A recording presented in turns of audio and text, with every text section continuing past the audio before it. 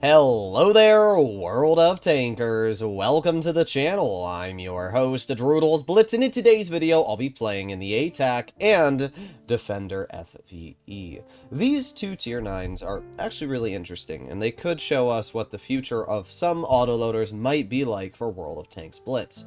What exactly am I talking about? For a while, the autoloading class has been single-shot vehicles that have a burst of damage, right? The 57 Heavy is a great example. You press the fire button once every 2.5 seconds, and then you reload. That's it. And what we've had in the latest release of autoloaders is very different from that. The ATAC, for example, features a MT25 style autoloader, where you press the fire button once, it shoots 3 times or 2 times, depending on which gun you're running, and then you reload after that for a short intro clip, and then you do it again. And it's very different from what we've been used to in the past. Okay, thank you. Alright, cringe. Very cringe. What do we want to do here? Well, the thing that I don't like about this tank is that it has actually 0 armor. And for a light tank, it's not very fast. It has some of the worst reverse speed in the game. It has really, really bad values, apart from the fact that it's, well, I guess just a little rinky-dinky light tank. There's 3 shells into the T-30. Not able to get any more. Let's back up. Got the K2 on the side. Alright, we're going to chill here for now. This is a pretty safe spot. Just a random Astron in the open. We still have to wait 10 seconds before we can get our shells back, though. I don't like this at all, to be honest. This is really, really awkward of a position to be stuck in. What we're going to try and do is get some damage into the T-34. There's 1, 2, 3. And let's see if that T-34 moves out. There's another 3. Oh, we bounced that one. Come on, poke it. You know you want to. Come on. Is he going to? No. Alright, let's reload our clip again. That T-34 is getting pretty heavily bled, though, which is really important, especially for us. I'm going to leave because I don't really like this position we're being placed in here. Okay, thank you. Okay. Well, the Astron, I don't like this spot at all. This is terrible, bro. It's actually awful. But with the K2 bouncing us, at least what I can do is I can head over here, and then I can kind of get to the side of the K2. K2 missed us again, and then we can try and get to his rear, is what I'm hoping. And then get one. There's another clip, and there you go. That's 1,060 damage. That's a lot. Oh, I'm stuck. Will our team kill this player, or will they let him live? That's the question we have to ask ourselves, because I got a lot of problems all over us right now. We got to get into cover. Alright, we're good. We're good. We have the T-30 all the way on the flank. I'm not letting that T-30 hit me. He can try all he wants, but he's not getting those shells out on me. Alright, let's see. Is that T-30 going to move up? He's going to get shot. Okay, shoots our teammate. We got to flank at this point. Yeah, we definitely have to flank. We still have a decent amount of health left, and this has been a really goofy game. Honestly, all the games that I've been dealing with lately have been really goofy because of this clan event right now. It's been making it a little more challenging to have, you know, consistent battles.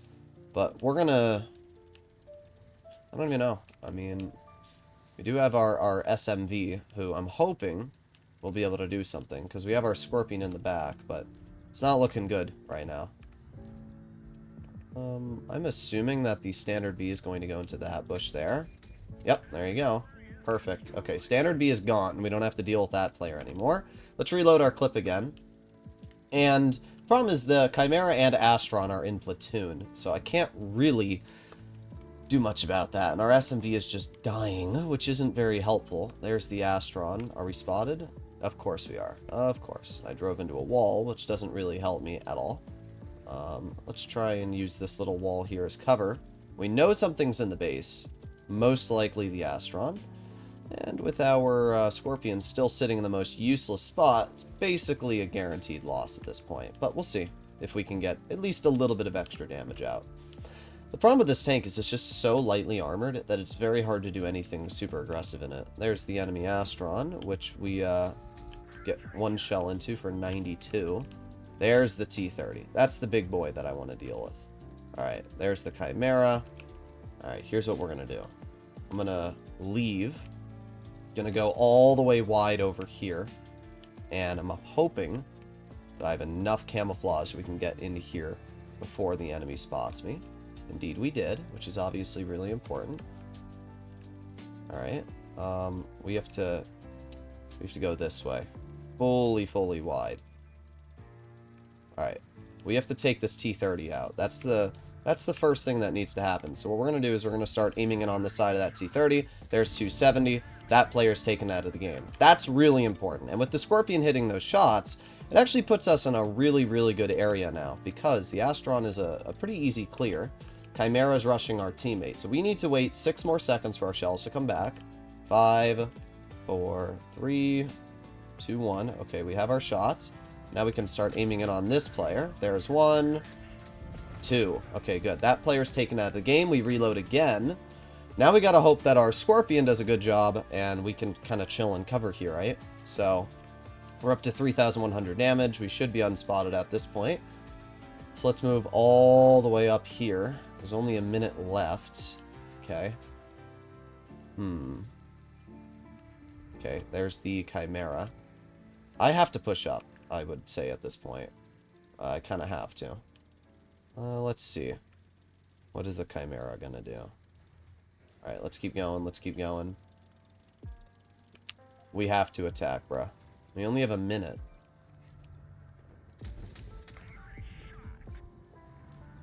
Alright, we got a little bit of damage into the Chimera. Let's reload again. Don't you die on me, bruh. Alright, Chimera just shot. And now I have to get to his rear and start aiming. Boom, boom, boom. Boom, boom, boom. Easy. Little sus for a moment there, but we brought it back. As much as a useless teammate our Scorpion was for the first half of the game, they brought it back in the second half. I just don't know why you camp in the position that our Scorpion did when you could have put your tank in the medium bush and stopped the T-30 from aggressing and everything else, right? This game was much more challenging than it had to be. But we ended up dealing 3,600. Our Scorpion ended up dealing 3,600. So whatever, we got to win. And it was a good showcase of the ATAC's capabilities in the battlefield, right? Now we have the FE Defender. And this vehicle is a completely different style autoloader in the way that it plays, right? The ATAC, you press the fire button once, it goes bam, bam, bam. See, now the way this vehicle is balanced is that it shoots all of its shells immediately. You press the fire button once and it goes until it has 0 shells. Now, on paper, you might think, wow, that's overpowered. 500 damage, 10 shells, all at once, you've got pretty good armor. What's the catch? Well, the catch is that you have 10 shells instead of 1. If you told me, Droodles, would you rather deal 500 damage in 1 shot or 500 damage in 10 shots? I'd tell you right now, 1 shot. Because you have 1 shell of RNG to deal with. In this tank, you have to deal 10 different shells worth of RNG. So if you do the math and say that half your shells pen, half them bounce, you really have 250 damage per shot. And that's not necessarily very good, right? And that's the only issue. You have to pen every single shot to deal that 500 damage, where with a single shot, you only have to pen 1. So that K90... Okay, bro. Alrighty. Well, there goes 1,100 of our health, because for some reason, the enemy team decided to go to mid. Alrighty then. Wow, I love this game. I have no words. I don't have words for what just happened to us. Alright, well, it's aiming on the lower plate of the K91. There's 469 damage. That's not bad. K91 just got heavily bled, too. I just don't know why the enemy team went mid. I really don't. But the world will never know. Let's see. The K91's obviously going to back up. Pantera's going to back up. We have the WZ, which we get 439 into. That player just got nuked. I mean, I'm starting to understand why they went mid. They're not necessarily good, but they just went there and got lucky that I happened to be in the crossing when they went there. Oh well, I guess. Let's see if that FCM decides to poke or something. 100 damage. Oh my god. This thing is so goofy. You can kind of see, though, like, it does have decent damage output, but definitely nothing amazing. Let's move up, and we can aim it on the FCM. There you go, 440. That's not bad. That's not bad at all. We're up to 1,600 damage. The enemy team's already cooked at this point. Let's reload again. 3, 2, 1. I don't really care if the Ag Tiger shoots me. I just want to get out some damage. I don't know how he actually bounced me. But you can see, right? The gun on this tank, in paper, looks a lot better than it is in actual gameplay. It doesn't really deal that much damage. And you trade a lot of mobility and accuracy and everything for that trade-off, so you're in pretty mid characteristics overall. There you go, 462. It's not bad. It's not bad at all. We ended up dealing 2,500. It's just not great. But this is how autoloaders should be balanced. They should be not bad and not great, because that, in theory, makes them average. This is actually a pretty average vehicle, but it's fun, and that's good, right? We did top in the team. We had a pretty solid result. Fun is the most important thing out of any vehicle. And even if it's not the best tank, as long as you have fun in the playing of it, then that's really all that makes the difference, right? So, to me, these two vehicles are pure fun. And if you are looking for a playstyle that isn't overpowered, that actually has downsides and upsides, then both of these tanks are really, really good options. And to me, that's the most important thing. So let me know in the comments what you guys think.